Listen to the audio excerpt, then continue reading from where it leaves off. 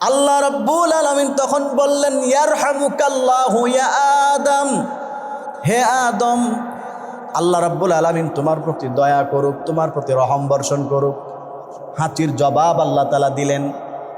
এরপরে আল্লাহ রাব্বুল আলামিন আদম আলাইহিস সালাতু ওয়াস সালামকে জান্নাতের মধ্যে সর্বপ্রথম কথা যেটা শিখিয়েছেন, বুখারী শরীফের বর্ণনা, সেটা হচ্ছে আদম আলাইহিস সালামকে আল্লাহ রাব্বুল আলামিন বললেন, হে আদম, তুমি ওই যে কিছু ফেরেশতা দেখা যায়, ওই ফেরেশতাদের কাছে যাও, ফাসাল্লিম আলাইহিম, ওই ফেরেশতাদেরকে গিয়ে তুমি সালাম দাও, তাদেরকে বলো আসসালামু আলাইকুম, এবং তারা কি বলে সেটা শুনে তুমি আমাকে বলবা।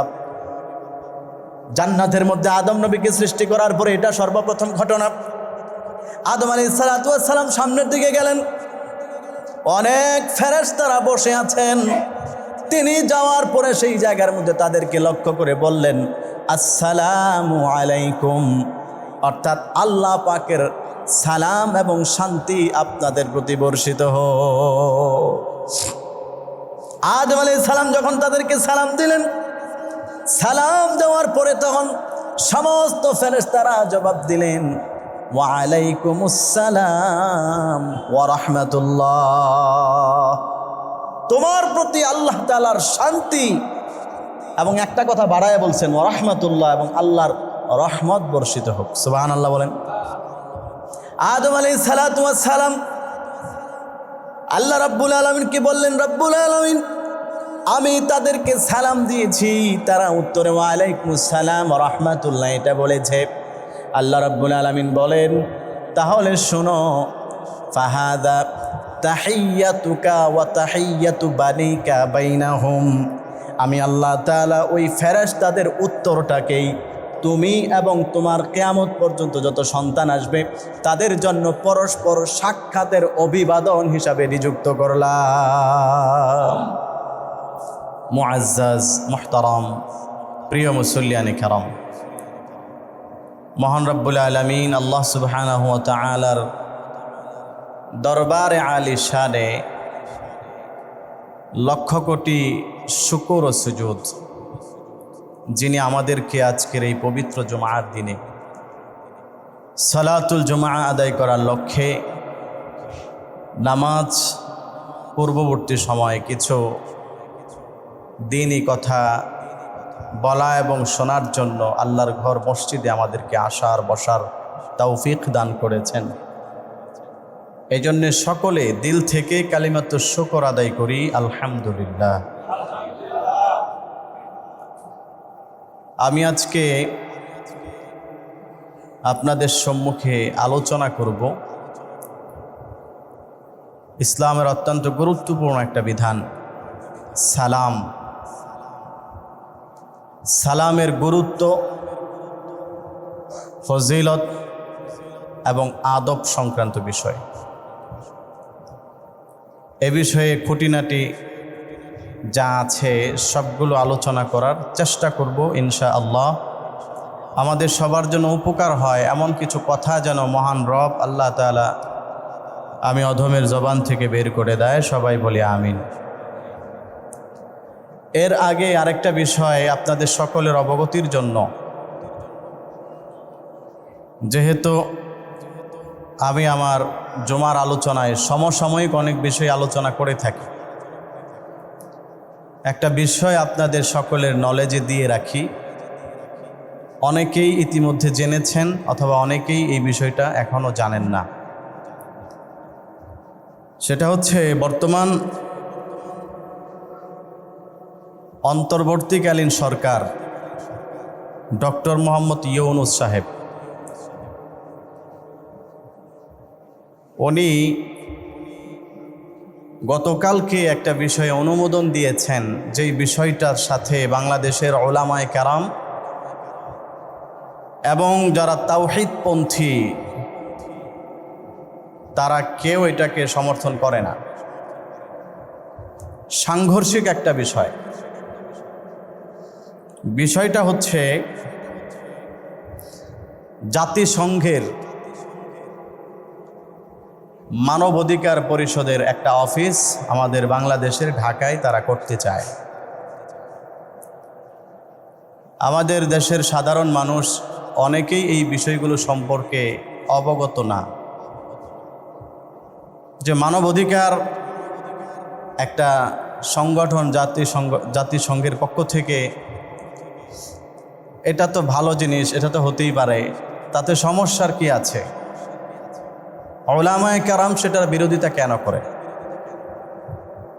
সম্মানিত হাজিরিন, আমাদেরকে সবসময় মনে রাখতে হবে, উলামায়ে কেরামকে আল্লাহ রাব্বুল আলামিন যেই দূরদর্শিতা দিয়েছেন, যে অন্তর্চক্ষু দিয়েছেন, তারা অনেক বিষয় চিন্তা ভাবনা করে যেটা উম্মতের জন্য কল্যাণজনক সেটাই বলেন, যেটা উম্মতের জন্য ক্ষতিকারক সেখান থেকে উম্মতকে নিষেধ করে। অনেকেই আমরা সেটা বুঝি না, কিন্তু যখন জায়গা মতো পড়ে, নিজে যখন পরিস্থিতির শিকার হই তখন বুঝি, কিন্তু তখন বুঝলেও কিছু আর করার থাকে না। কিন্তু উলামায়ে কেরাম আপনাদেরকে আগে থেকেই সতর্ক করে। আপনারা জানেন, জাতিসংঘ গঠন করা হয়েছিল সারা বিশ্বের দল মত ধর্ম বর্ণ নির্বিশেষে সকলের উপকারের জন্য। কিন্তু আমি আপনাদের কাছে জানতে চাই, জাতিসংঘ গঠন করার পর থেকে অদ্যাবধি পর্যন্ত জাতিসংঘ আসলেই কি সব ধর্মের জন্য কাজ করেছে? সবাই বলেন, জবান খুলে বলতে হবে, করছে? করেনি। পৃথিবীর আনাচে কানাচে মুসলমানদের উপর নির্যাতন হচ্ছে। জাতিসংঘ সেটার কোনো রকম প্রতিবাদ করবে তো দূরের কথা, এ ব্যাপারে তাদের থেকে কোনো বিবৃতিও আসে না। আরাকানের মুসলমানদের উপর নির্যাতন হলো, পৃথিবীর ইতিহাসের বর্বরতম নির্যাতন তাদেরকে করা হলো, জাতিসংঘ এই ব্যাপারে মুখও খুলে নেই। চীনের উইগুরে মুসলমানদের উপর নির্যাতন হলো, জাতিসংঘ এই ব্যাপারে চোখ কিচ্ছু বলে নাই। তাহলে বোঝা গেল এই জাতিসংঘ গঠন করা হয়েছে এটা মানুষকে একটা আই ওয়াশ করার জন্য।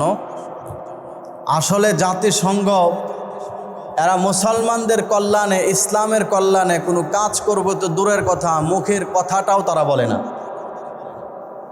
বরং আমরা দেখতে পাচ্ছি এই জাতিসংঘ তাদের মায়া কান্না, তাদের সব বিবৃতি, তাদের সব কাজকর্ম এগুলো হচ্ছে ইহুদি, খ্রিস্টান এবং ইসলাম বিদ্বেষী যত শক্তি আছে এদের জন্য।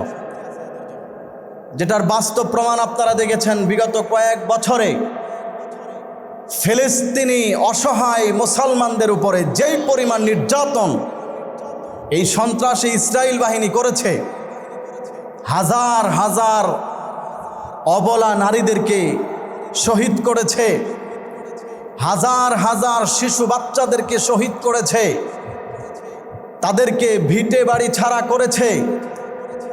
এই ব্যাপারে জাতিসংঘ কোনো রকম পদক্ষেপ নিল না।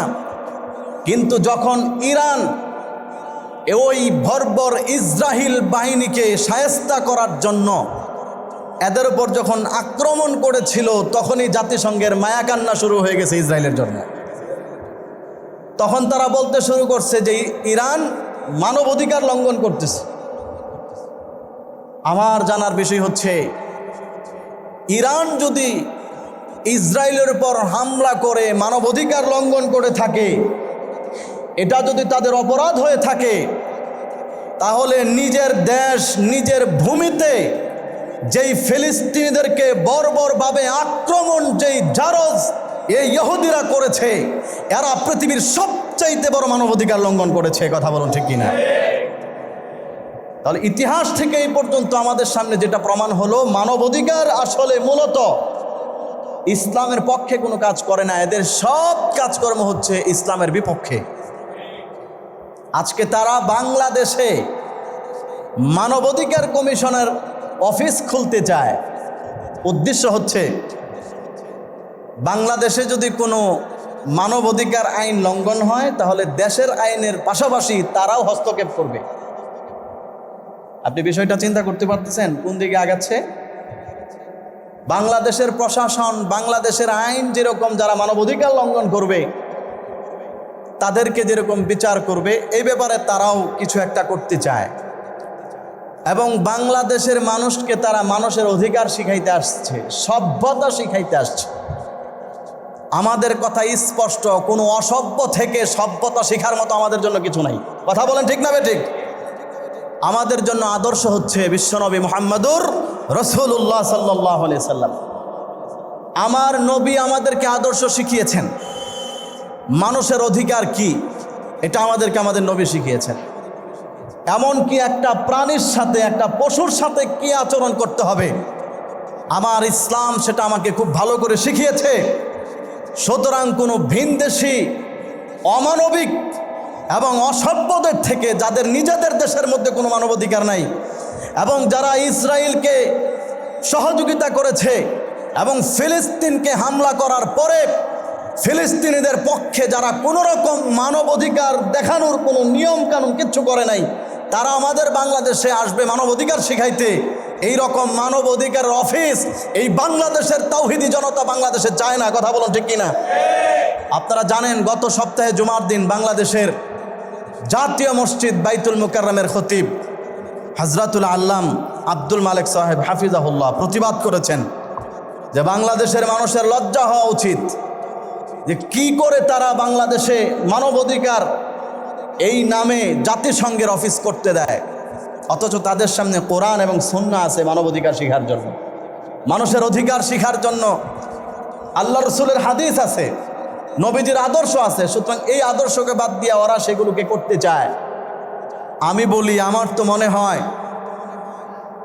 আপনারা ইতিহাস জানেন, আমি আপনাদেরকে আরো 2 বছর আগে শুনিয়েছিলাম, এই যে বর্বর ইহুদি জাতি পৃথিবীর সব দেশ থেকে বিতাড়িত হয়ে ওরা কৃষকের বেশে ফিলিস্তিনে ঢুকেছিল। ফিলিস্তিনের মুসলমানরা দয়া করে, করুণা করে ওদেরকে থাকতে দিয়েছিল। শেষ পর্যন্ত আজকে ফিলিস্তিনের মুসলমানরাই ওই বিশ্বাসঘাতক এবং নিমক হারামের সবচেয়ে বেশি হামলার শিকার হচ্ছে। কথা বলুন ঠিক কিনা? আমার তো মনে হয় এই জাতিসংঘ, এই পশ্চিম বেনিয়ারা আমাদের দেশটার মধ্যেও তাদের এইরকম কুনজর পড়ছে। কথা বলেন ঠিক না ঠিক? যেটা দেখেছেন আপনারা বিগত সরকারের আমলে তারা বাংলাদেশের সেন্ট মার্টিনকে নিতে চেয়েছিল। বাংলাদেশের সেন্ট মার্টিনকে তারা নিতে চেয়েছিল দেশের কল্যাণমূলক কাজ করবে বলে। এবং গত কয়েকদিন আগেও বাংলাদেশের করিডোর নামে বাংলাদেশে ওই দেশ থেকে সেনাবাহিনী প্রবেশ করাতে চেয়েছিল এবং তারা তাদের দুঃসাহসিকতা এই পর্যন্ত গিয়েছে যে গত 29শে জুলাই তারা সরকারের কাছে এটা প্রস্তাব পেশ করেছেন যে আমরা বাংলাদেশে জাতিসংঘ মানবাধিকার কমিশনের অফিস করতে চাই। বড় দুঃখ এবং পরিতাপের বিষয় হচ্ছে গতকালকে বৃহস্পতিবার দিন অন্তর্বর্তীকালীন সরকারের 33তম বৈঠকে সেটার অনুমোদন দেওয়া হয়েছে। জোরে বলেন নাউযুবিল্লাহ। মুসলমান আমাদেরকে জাগ্রত থাকতে হবে, আমাদেরকে মনে রাখতে হবে এই দেশ হচ্ছে মুসলমানদের, এই দেশ হচ্ছে উলামায়ে কেরামের। এই দেশের মধ্যে 90 থেকে 95% মুসলমানরা বসবাস করে। কথা বলুন ঠিক না ঠিক? সুতরাং মুসলমানদের তাহজিব তামাদ্দুনের বিরুদ্ধে এই দেশের উলামায়ে কেরামকে অ্যাভয়েড করে, এই দেশের সাধারণ জনগণকে অ্যাভয়েড করে ডক্টর মোহাম্মদ ইউনূস যদি এরকম আইন পাশ করার দুঃসাহসিকতা প্রদর্শন করে, তাকে স্মরণ করিয়ে দিতে চাই বিগত ফ্যাসিস্ট সরকারের আমলের কথা। শেখ হাসিনাও দেশের মধ্যে এরকম একের পর এক মানুষের ঘাড়ের উপর চাপিয়ে দিয়েছিল, বেশি দিন টিকতে পারে নাই। নির্দিষ্ট একটা সময়ের পরে বেইজ্জতির সাথে এই দেশ তাকে ত্যাগ করতে হয়েছে। সুতরাং উনিও যদি এইরকম পরিস্থিতি দেশের মধ্যে স্বীকার করে, আল্লাহর কসম করে বলছি, উলামায়ে কেরাম যদি ডাক দেন আর যদি এই দেশের তাওহীদি জনতার তাহজিব তামাদ্দুনকে অবজ্ঞা করে যদি ইসলাম বিরোধী কোনো আইন তারা পাশ করতে চায় এবং জাতিসংঘের মানবাধিকার এই অফিসকে ঢাকার মধ্যে চালু করতে চায়, উলামায়ে কেরাম যদি ডাক দেন, দেশের মধ্যে অস্বস্তিশীল পরিবেশ তৈরি করা হবে, ওইটাকে ট্যাকেল দেওয়ার মতো ক্ষমতা ডক্টর ইউনূসের নাই। কথা বলুন ঠিক কিনা?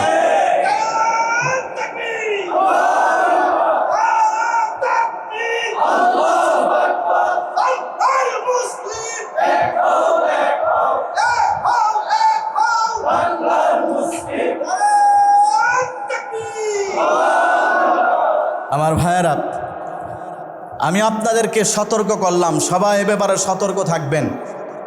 ওলামায়ে কেরাম যখনই আপনাদেরকে এ ব্যাপারে ডাক দিবেন, আপনারা স্বতঃস্ফূর্তভাবে এই আন্দোলনে, এই দেশ বিরোধী চক্রের বিরুদ্ধে ঝাঁপিয়ে পড়বেন তো ইনশাআল্লাহ।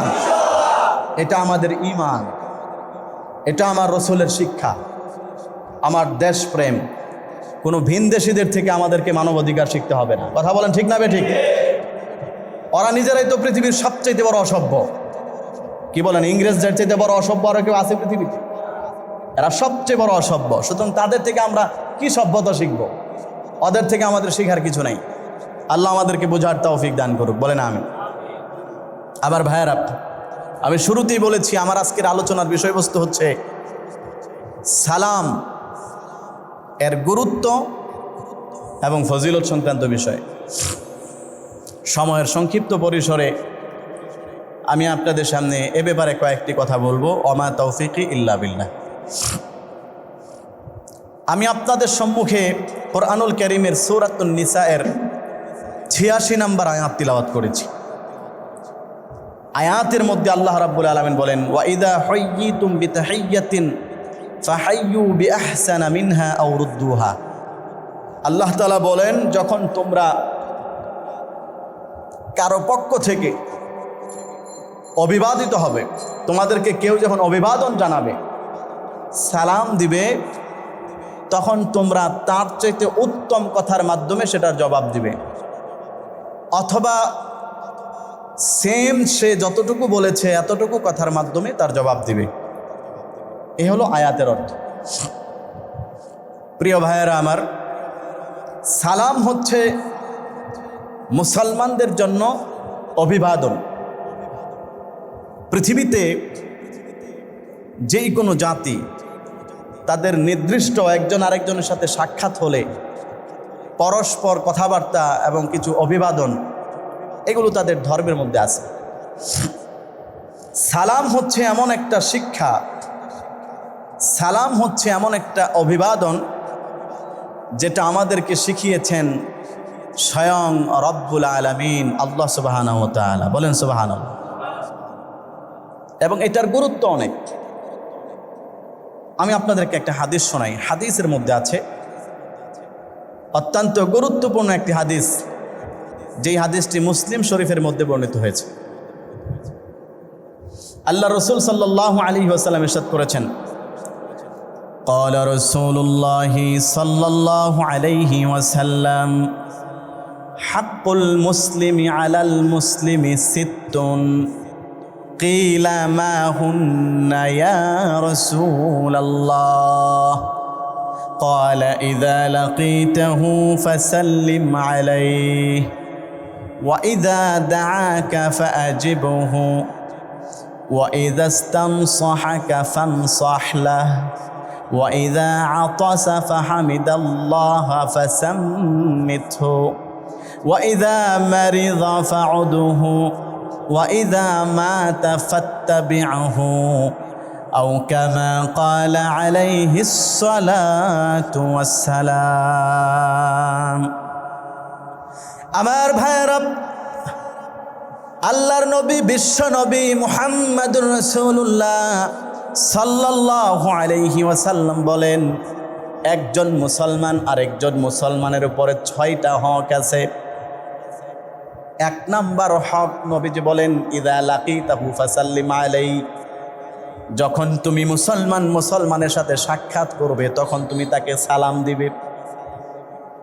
2 নাম্বার হক, ওয়া ইযা দাআকা ফাআজিবহু, যখন তোমাকে মুসলমান দাওয়াত দিবে তুমি তার দাওয়াতে সাড়া দিবে। 3 নাম্বার, ওয়া ইযাস্তানসাহাকা ফাআনসাহলা, তোমার কাছে কেউ যদি উপদেশ তলব করে তাহলে তুমি তাকে সুন্দর উপদেশ দিবে। 4 নাম্বার, ওয়া ইযা আতাসা ফাহামিদাল্লাহ ফাসাম্মিতহু, যদি কেউ হাঁচি দেয়, হাঁচির জবাবে আলহামদুলিল্লাহ বলে, তাহলে তুমি তার জবাব দিবে ইয়ারহামুকাল্লাহ। 4 নাম্বার, ওয়া ইযা মারিদা ফাউদুহু, যদি কোনো মুসলমান অসুস্থ হয়ে যায় তখন তুমি তাকে দেখতে যাবে। 6 নাম্বার, ওয়া ইযা মাতা ফাত্তাবিউহু, যদি কোনো মুসলমান মারা যায় তখন তুমি তার জানাজায় অংশগ্রহণ করবে। এই 6টা হক আল্লাহ রাসূল সাল্লাল্লাহু আলাইহি সাল্লাম আমাদেরকে শিখিয়েছেন। একজন মুসলমান আরেকজন মুসলমানের উপর হক হচ্ছে 6টা। কয়টা হক? অত্যন্ত গুরুত্বপূর্ণ আলোচনা, মনোযোগ দিয়ে শুনেন। 6টা হক। 1 নম্বর, ইযা লাকিতাহু ফাসাল্লিম আলাইহি, যখন তুমি মুসলমান একজন আরেকজনের সাথে দেখা হবে তখন তুমি তাকে সালাম দিবে, আসসালামু আলাইকুম। এটা শিখিয়েছেন কে? আল্লাহ তাআলা শিখিয়েছেন। নবীজির মাধ্যমে এই হক হাদিসের মধ্যে বর্ণিত হয়েছে। তবে মূলত সালাম এটা আল্লাহ রাব্বুল আলামিনের একটা নাম। আল্লাহ তাআলার যতগুলো গুণবাচক নাম আছে এর মধ্যে একটা নাম হচ্ছে কি? সালাম। সালাম শব্দের অর্থ হচ্ছে শান্তি। সালাম শব্দের অর্থ হচ্ছে রহমত, মানুষের জন্য শান্তি কামনা করা। আসসালামু আলাইকুম অর্থ হচ্ছে আমার যেই ভাইয়ের সাথে দেখা হলো, আমি আল্লাহর কাছে তার জন্য দোয়া করলাম যে আল্লাহ আপনি তার উপরে আপনার রহমত বর্ষণ করেন। বলেন সুবহানাল্লাহ। আমার ভাইয়েরা, এই সালাম শুরু হয়েছিল জান্নাত থেকে, এবং এমন একটা আমল হচ্ছে এই সালাম, এটা জান্নাতেও থাকবে। বুখারী শরীফের হাদিসের মধ্যে আছে, আল্লাহ রাব্বুল আলামিন যখন আমাদের পিতা মুসলিম জাহানের আদি পিতা আদম আলাইহিস সালাতু ওয়াস সালামকে যখন তিনি সৃষ্টি করলেন, ফানাফাখা ফীহির রূহ, আল্লাহ তাআলা ওই মাটির মূর্তিটাকে বানানোর পরে সেটার মধ্যে আল্লাহর রূহ ফুঁক দিলেন। জান যখন প্রবেশ করালেন, ফাআতাসা, তখন সাথে সাথে আদম আলাইহিস সালাম একটা হাঁচি দিলেন। হাঁচি দেওয়ার পরে আল্লাহ রাব্বুল আলামিন শিখাইয়া দিলেন, তুমি বলো আলহামদুলিল্লাহ, সমস্ত প্রশংসা আল্লাহর জন্য। এই জন্য সুন্নত হচ্ছে হাঁচি দেওয়ার পরে আলহামদুলিল্লাহ বলা। এবং বর্তমান আধুনিক বিজ্ঞানও বলেছে নবীজির সুন্নত হাঁচি দেওয়ার পরে আলহামদুলিল্লাহ কেন বলতে হয়। তারা গবেষণা করে দেখে এই একবার হাঁচি দেওয়ার মাধ্যমে হাজার হাজার জীবাণু নাকের ভিতর থেকে শরীর থেকে বের হয়ে যায়। এই যে আমরা হাঁচি দিই, হেচ্চে কইয়া উঠে মানুষ, এই জোরে শরীর থেকে যে বের হয় হাজার হাজার রোগ জীবাণু এক হাঁচির সাথে বের হয়ে যায়। এই জন্য মুসলমানরা পরে আলহামদুলিল্লাহ, সমস্ত প্রশংসা আল্লাহ তাআলার জন্য, যিনি হাঁচির মাধ্যমে আমাকে হাজার হাজার রোগ এবং জীবাণু থেকে মুক্ত করেছেন। সুবহানাল্লাহ। আমার ভাইয়েরা, আদম আলাইহিস সালাম একটা হাঁচি দিলেন। হাঁচি দেওয়ার পরে আল্লাহ রাব্বুল আলামিন তখন বললেন, ইয়ারহামুকাল্লাহু ইয়া আদম, হে আদম, আল্লাহ রাব্বুল আলামিন তোমার প্রতি দয়া করুক, তোমার প্রতি রহম বর্ষণ করুক। হাঁচির জবাব আল্লাহ তাআলা দিলেন। এরপরে আল্লাহ রাব্বুল আলামিন আদম আলাইহিস সালাতু ওয়াস সালামকে জান্নাতের মধ্যে সর্বপ্রথম কথা যেটা শিখিয়েছেন, বুখারী শরীফের বর্ণনা, সেটা হচ্ছে আদম আলাইহিস সালামকে আল্লাহ রাব্বুল আলামিন বললেন, হে আদম, তুমি ওই যে কিছু ফেরেশতা দেখা যায়, ওই ফেরেশতাদের কাছে যাও, ফাসাল্লিম আলাইহিম, ওই ফেরেশতাদেরকে গিয়ে তুমি সালাম দাও, তাদেরকে বলো আসসালামু আলাইকুম, এবং তারা কি বলে সেটা শুনে তুমি আমাকে বলবা। জান্নাতের মধ্যে আদম নবীকে সৃষ্টি করার পরে এটা সর্বপ্রথম ঘটনা। আদম আলাইহিস সালাতু ওয়াস সালাম সামনের দিকে গেলেন, অনেক ফেরেশতারা বসে আছেন। তিনি যাওয়ার পরে সেই জায়গার মধ্যে তাদেরকে লক্ষ্য করে বললেন আসসালামু আলাইকুম, অর্থাৎ আল্লাহ পাকের সালাম এবং শান্তি আপনাদের প্রতি বর্ষিত হোক। আদম আলাইহিস সালাম যখন তাদেরকে সালাম দিলেন, সালাম দেওয়ার পরে তখন সমস্ত ফেরেশতারা জবাব দিলেন ওয়া আলাইকুমুস সালাম ওয়া রাহমাতুল্লাহ, তোমার প্রতি আল্লাহ তাআলার শান্তি। এবং একটা কথা বাড়ায় বলছেন ওয়া রাহমাতুল্লাহ, এবং আল্লাহর রহমত বর্ষিত হোক। সুবহানাল্লাহ বলেন। আদম আলাইহিস সালাতু ওয়াস সালাম আল্লাহ রাব্বুল আলামিনকে বললেন, রাব্বুল আলামিন, আমি তাদেরকে সালাম দিয়েছি, তারা উত্তরে ওয়া আলাইকুমুস সালাম ওয়া রাহমাতুল্লাহ এটা বলেছে।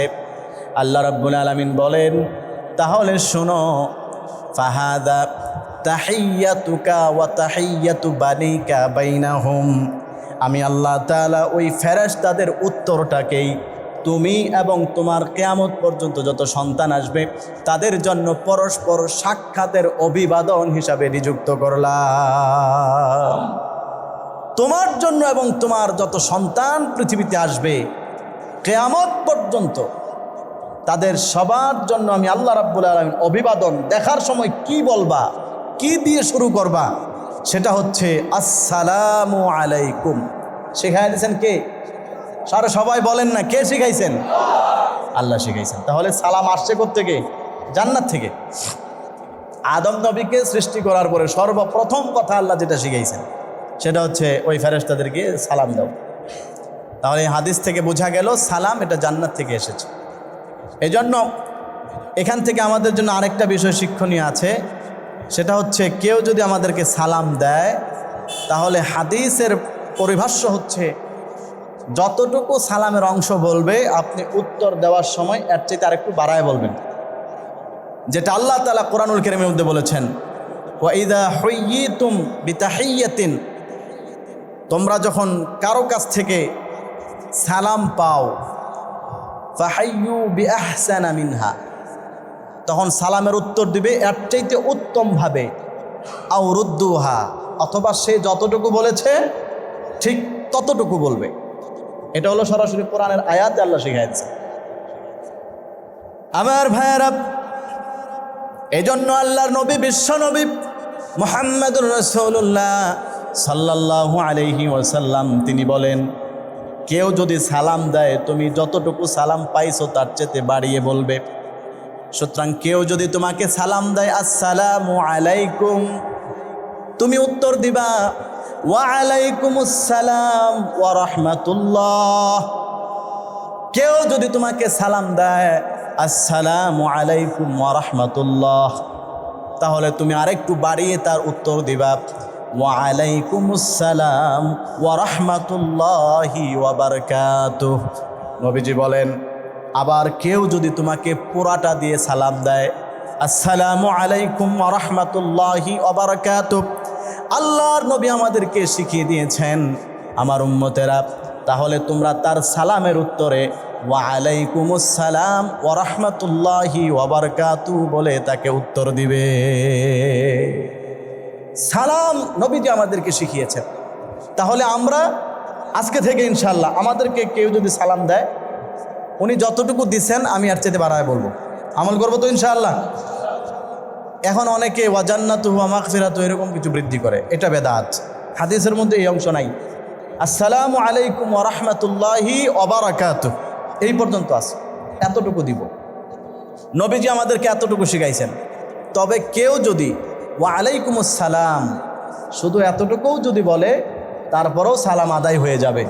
তবে উত্তম হচ্ছে, নবীজির সুন্নত হচ্ছে যে যতটুকু দিবে তুমি আর চাইতে বাড়াইয়া তাকে উত্তর দিবা। আসসালামু আলাইকুম, আল্লাহর রহমত আপনার উপর বর্ষিত হোক, আপনি বলবেন ওয়া আলাইকুমুস সালাম ওয়া রাহমাতুল্লাহ, আপনার উপরে আল্লাহর শান্তি এবং রহমত এই দুটোটাই বর্ষিত হোক। বলেন সুবহানাল্লাহ। সম্মানিত হাজিরিন, হাদিসের মধ্যে সালামের অনেক ফজিলতের কথা আছে। আমি আপনাদেরকে এই সংক্ষিপ্ত সময়ে সালামের কয়েকটা ফজিলত শোনাব। উদ্দেশ্য হচ্ছে আমরা মানুষ কোনো কাজের ফজিলত যখন শুনি তখন সেই কাজটা করতে আমাদের আনন্দ লাগে।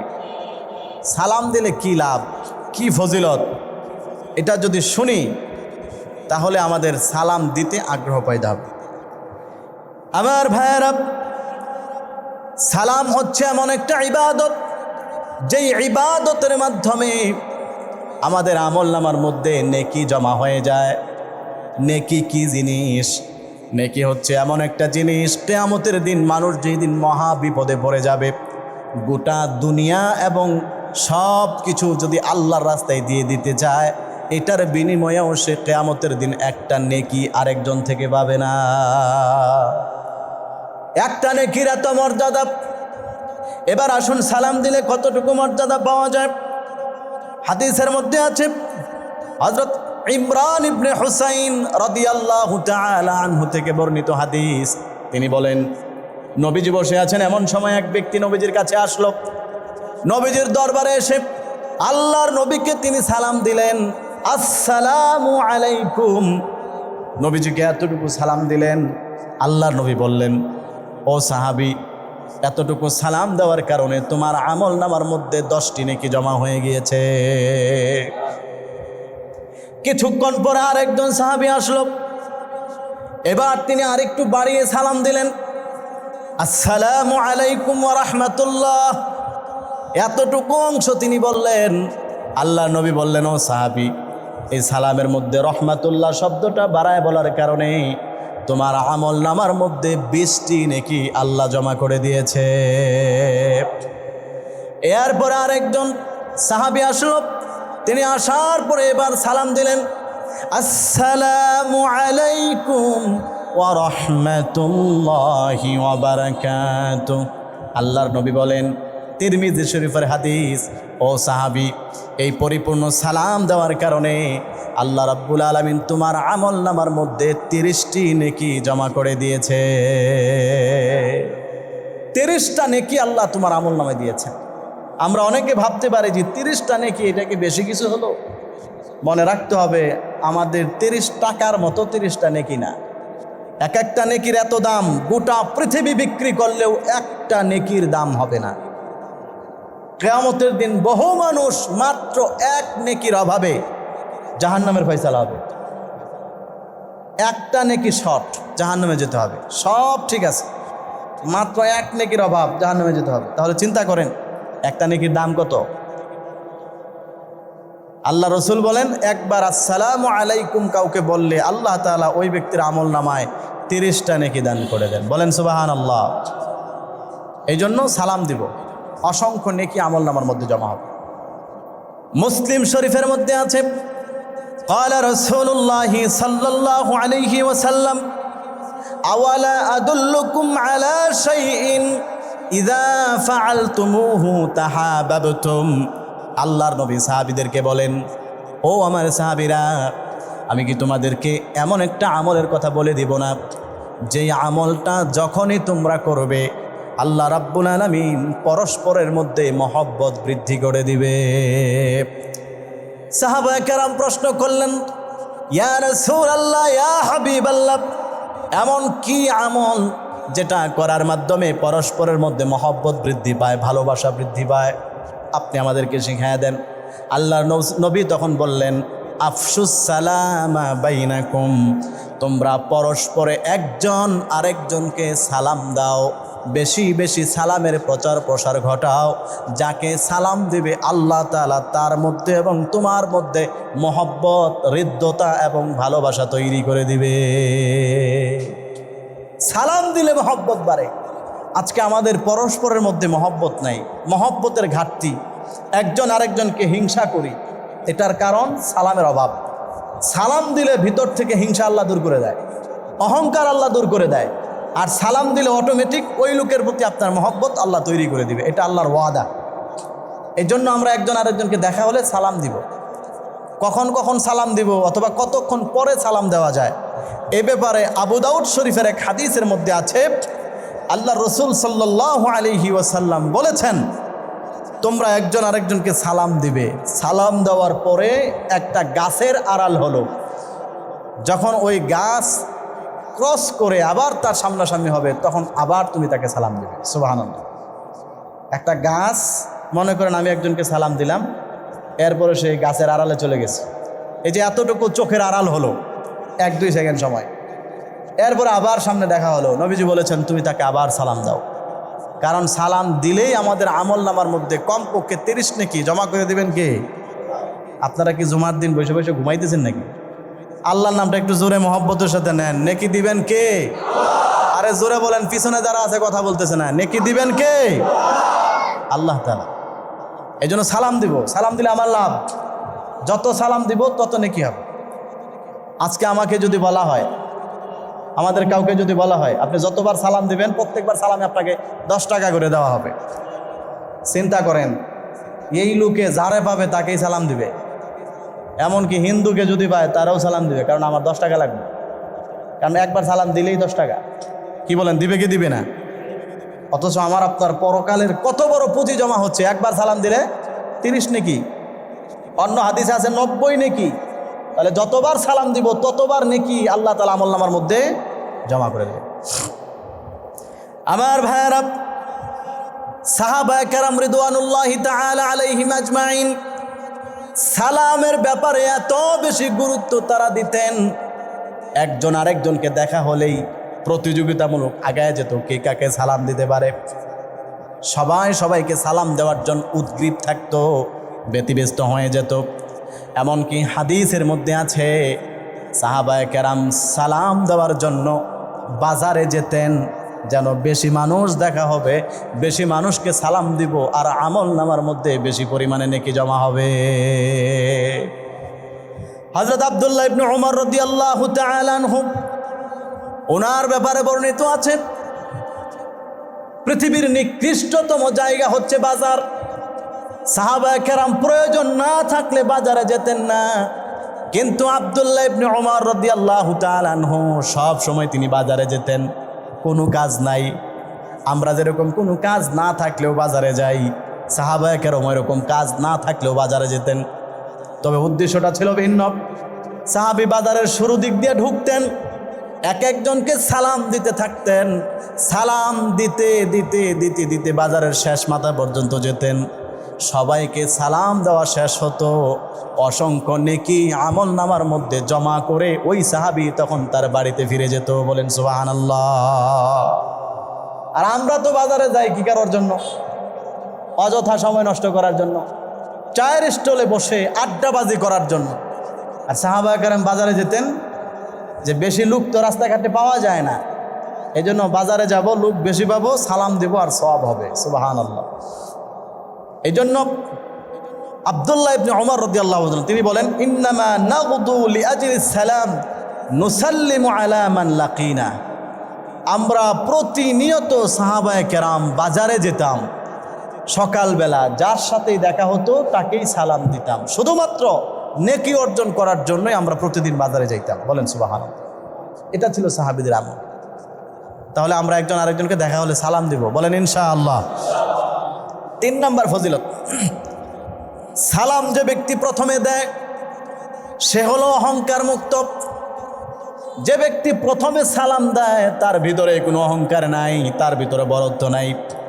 হাদিসের মধ্যে আছে, বাইহাকি শরীফের হাদিস, আল্লাহর নবী বিশ্ব নবী মুহাম্মদুর রাসূলুল্লাহ সাল্লাল্লাহু আলাইহি ওয়াসাল্লাম তিনি ঘোষণা করেন, আল বাদিউ বিস সালামি বারিউম মিনাল কিবার।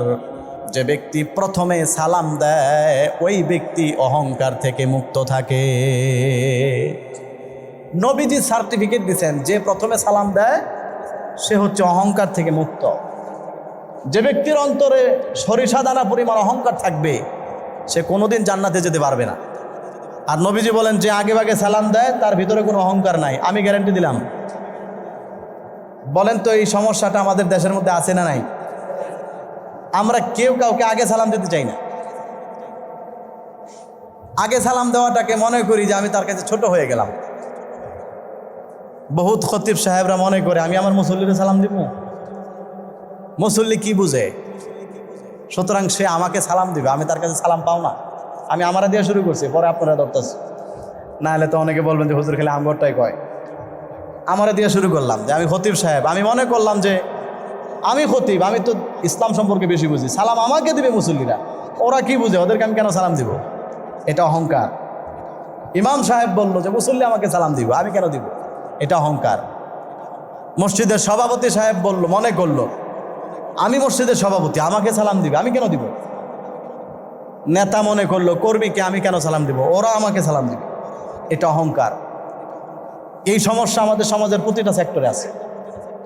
দেখবেন যারা একটু পদে বড় তারা ছোটদেরকে সালাম দেয় না। কি বলেন, আছে না নাই? আমার ভাইয়ারা, অথচ মুসলিম শরীফের বর্ণনা, আমার আপনার প্রিয় নবী বিশ্ব নবী মুহাম্মদুর রাসূলুল্লাহ সাল্লাল্লাহু আলাইহি ওয়াসাল্লাম, যার চাইতে বড় সম্মানিত এই পৃথিবীতে আর কিছু নাই, ওনার ব্যাপারে বর্ণিত আছে, মাররা রাসূলুল্লাহ সাল্লাল্লাহু আলাইহি ওয়াসাল্লাম আলা গিলমানিন ফাসাল্লাম আলাইহিম। আল্লাহর নবী সাল্লাল্লাহু আলাইহি ওয়াসাল্লাম রাস্তা দিয়ে হেঁটে যাচ্ছেন কিছু ছোট ছোট নবজাতক বাচ্চাদের পাশ দিয়ে। নবীজি যখন এই ছোট বাচ্চাদের পাশ দিয়ে গেলেন, আল্লাহর নবী তখন তাদেরকে সালাম করেছে। নবীজি বাচ্চাদেরকে সালাম দিয়েছে। আর এখন আমার অবস্থা, আমাদের অবস্থা, এই পিচ্ছি বলার আমি সালাম দিব, পাগলে পাইছি আমারে। বরং উল্টা অনেক মুরব্বীরা আমাদের সমাজে অভিযোগ আছে, ছোট বাচ্চা রাস্তা দিয়ে যাইতেছে, সালাম দেয় নাই, ডাইকা দাঁড় করেছে, আয় দাঁড়া, বাপের নাম কি? বাপ মা কিছু শিখায় নাই। মুরব্বী দেখলে যে সালাম দেওয়া লাগে, উল্টা তারে ধমক টমক দিয়া বলারে কান্দায় এবার বাড়ি ছেড়ে দেয়, এবার বাড়ি যা, সামনেতে দেখলে সালাম দিবি। অথচ নবীজির আদর্শ এটা না। আল্লাহ রসুলের আদর্শ হচ্ছে আপনি বাচ্চারা দেখলে সালাম দেন, তখন ওই বাচ্চা অটোমেটিক আপনাকে দেখলে আপনার আগেই সালাম দিবে। ঠিক কিনা বলেন? এই জন্য আমরা মুরব্বীরা যারা আছি, আমি আগের অভিযোগের সাথে একমত যে বাচ্চাদেরকে শেখানো দরকার, কিন্তু এইভাবে না। আমি ছোট বাচ্চা থেকে সালাম পাও না, আমি তাকে সালাম দিব, তখন ওই ছোট বাচ্চাটাই শিখে আমাকে সালাম দিবে। আমি এরকম বহুত দেখেছি। আমি যখন কাউকে সালাম দিয়েছি, আমি হয়তোবা তাকে একবার দুইবার সালাম দিয়েছি, এরপরে সে আমাকে যতবার দেখে আমার আগেই সে আমার সালাম দেয়। এটাই নিয়ম, এভাবে শিখাইতে হয়। এই জন্য আমরা আমাদের ছোট বাচ্চাদেরকে দেখলে সালাম দিব। যুবক ভাইয়েরা, আমার মুরব্বী বাবারা যারা আছেন, ছোট বাচ্চা দেখলে সালাম দিবেন না ইনশাআল্লাহ? আপনি বড় ভাই আপনার ছোট ভাইকে সালাম দিবেন, আপনি স্বামী আপনার স্ত্রীকে সালাম দিবেন, আপনি সন্তান আপনার মা বাবাকে সালাম দিবেন, আপনি মা বাবা আপনার সন্তানকে সালাম দিবেন। বর্তমানে আমরা বিজাতীয় সংস্কৃতি এবং বিজাতিদের বিভিন্ন সংস্কৃতি আমরা পালন করে স্বাচ্ছন্দ্য বোধ করি, দেখা হলে সালাম দেই না। বিজাতীয় সংস্কৃতিতে আমরা বেশি আনন্দ বোধ করি, অথচ সেটার মাধ্যমে কোনো নেকি নাই, কোনো সম্মান নাই। আল্লাহ রসুল আমাদেরকে শিখিয়েছেন, আরেক হাদিসের মধ্যে আছে, ইন্না আউলান নাসি বিল্লাহি মান বাদা বিস সালাম। আবু দাউদ শরীফের হাদিস। নবীজি বলেন, আল্লাহর কাছে সবচাইতে প্রিয় ওই ব্যক্তি যে মানুষকে আগে ভাগে সালাম দেয়। বলেন সুবহানাল্লাহ। আমরা সবাই আল্লাহর কাছে প্রিয় মানুষ হইতে চাই না ইনশাআল্লাহ? তাহলে কি করবেন? সালাম পাওয়ার আশায় থাকবেন নাকি আগে সালাম দিবেন? এটা কি শুধু এইখানে বসেই বলতেছেন না, মসজিদের বাইরে গিয়ে আমল করবেন ইনশাআল্লাহ? আল্লাহ যেন আমাদেরকে তৌফিক দান করেন, বলেন আমিন। 4 নম্বর ফজিলত, আমার ভাইয়েরা, সালাম হচ্ছে এমন একটা ইবাদত, সালাম হচ্ছে এমন একটা আমল, যেই আমলটা শুরু হয়েছে জান্নাতে, দুনিয়াতে আছে, আবার জান্নাতের মধ্যে শুধুমাত্র মানুষের এই একটা আমলেই চালু থাকবে, আর কোনো আমল থাকবে না। আমি আপনি নামাজ পড়ি, দুনিয়াতে মরে গেলাম, নামাজ শেষ। কবরের মধ্যে নামাজ পড়ার কোনো সিস্টেম নাই, জান্নাতের মধ্যে নামাজের কোনো সিস্টেম নাই। দুনিয়াতে আমল করব, জান্নাতের মধ্যে শুধু শান্তি আর আরাম করার জন্য আল্লাহ রেখেছেন, ওখানে শুধু মৌজ মাস্তি করবে ইমানদারেরা, কোনো আমল করার দরকার নাই। কিন্তু একটা মাত্র আমল বাকি থাকবে, সেটার নাম হচ্ছে সালাম। আল্লাহ রাব্বুল আলামিন কোরআনুল কারীমের মধ্যে বলেন, লা ইয়াসমাউনা ফিহা লাগওয়ান ইল্লা সালামা। জান্নাতের অধিবাসীরা জান্নাতের মধ্যে অনর্থক কোনো কথা তারা শুনবে না, একটা মাত্র কথা শুনবে। যখন একজন আরেকজনের সাথে দেখা হবে, তখন শুধুমাত্র বলবে, আসসালামু আলাইকুম, আল্লাহর রহমত এবং শান্তি আপনার উপরে বর্ষিত হোক। এই একটা মাত্র আমল যেটা দুনিয়াতেও আছে, জান্নাতেও থাকবে। এরপরে দেখেন, এই সালাম হচ্ছে এমন একটা ইবাদত, যেই সালাম ফেরেশতারা মানুষদেরকে প্রতিনিয়ত দেয়, এবং এই সালাম হচ্ছে এমন একটা ইবাদত, যখন তারা জান্নাতে প্রবেশ করবে, জান্নাতের গেটের মধ্যে দাঁড়ায়া দাঁড়ায়া জান্নাতি মানুষদেরকে ফেরেশতারা সালাম দিতে থাকবে। কোরআনুল কারীমের মধ্যে আল্লাহ তাআলা বলেন, সালামুন আলাইকুম তিবতুম ফাদখুলুহা খালিদিন। নেককার মানুষেরা যখন জান্নাতে ঢুকবে, আল্লাহর নিযুক্তকৃত ফেরেশতারা তাদেরকে দেখে দেখে বলবে, আসসালামু আলাইকুম, আল্লাহর শান্তি এবং রহমত আপনার উপরে বর্ষিত হোক। ফাদখুলুহা খালিদিন, আপনারা খুশি চিত্তে আনন্দ চিত্তে আল্লাহর জান্নাতে চিরকালের জন্য প্রবেশ করে। সালাম দিবে আর বলবে সালামুন আলাইকুম, আল্লাহর শান্তি আপনার উপর বর্ষিত হোক। তৈবতুম, আপনি আনন্দ হন, আপনি খুশি হন। ফাদখুলুহা খালিদিন, অনন্ত অসীমকালের জন্য জান্নাতে ঢুকেন। এই যে ঢুকতেছেন আর বের হওয়া লাগবে না। সুবহানাল্লাহ বলেন। সবচাইতে মজার ব্যাপার হচ্ছে সালাম এমন একটা ইবাদত, প্রায় সময় জান্নাতের মধ্যে জান্নাতীদেরকে স্বয়ং রাব্বুল আলামিন আল্লাহ সুবহানাহু ওয়া তাআলা দান করবে। হাদিসের মধ্যে আছে জান্নাতি মানুষেরা যখন জান্নাতের মধ্যে আরামায়েশ করবে, জান্নাতি মানুষেরা যখন জান্নাতের মধ্যে মौज মাস্তি করবে, ফুর্তি করবে, এমন সময় হঠাৎ করে একটা বিজলি চমকাবে। আমাদের সমাজে যেরকম বৃষ্টি হওয়ার সময় বিজলি চমকায়, হঠাৎ করে একটা বিজলি চমকাবে। আলো দেখে সবাই তখন আশ্চর্য হয়ে যাবে, কি ব্যাপার, আলো কোত্থেকে আসলো? সবাই তাদের মাথাটা উঁচু করে যখন উপরের দিকে তাকাবে, এমন টাইমে আল্লাহ রাব্বুল আলামিন বলবেন আসসালামু আলাইকুম ইয়া আহলাল জান্নাহ, হে জান্নাতের অধিবাসীরা, আমি আল্লাহর পক্ষ থেকে তোমাদের সবাইকে সালাম। আল্লাহু আকবার বলেন। এর চাইতে বড় আর আনন্দ কি আছে? কয়েকদিন পর পর আল্লাহ জান্নাতে এসে জান্নাতীদেরকে সালাম দিবেন। সুবহানাল্লাহ। এমন একটা আমল হচ্ছে সালাম।